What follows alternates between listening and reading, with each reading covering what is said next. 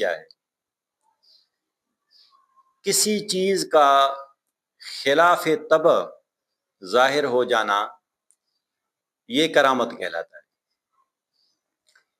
اصل میں جو بھی نبی ہوتا ہے اس دور میں اولیاء کرام جو بھی ہوتے ہیں اس نبی کے نقش قدم پر ہوتے ہیں۔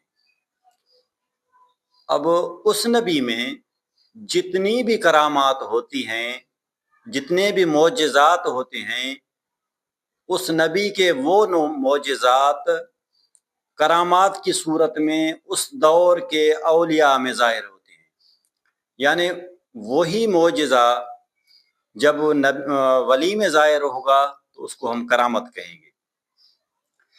کرامت معجزوں کا ایک تسلسل ہے، یعنی جو نبی کے معجزات ہیں جب وہ نبی سے صادر ہوئے تو وہ معجزہ کہلائے گا، وہی معجزات جب اولیاء کرام سے ظاہر ہوں گے تو وہ تسلسل معجزات کا ہی کہلائے گا، لیکن اس کو ہم کرامت کہیں گے۔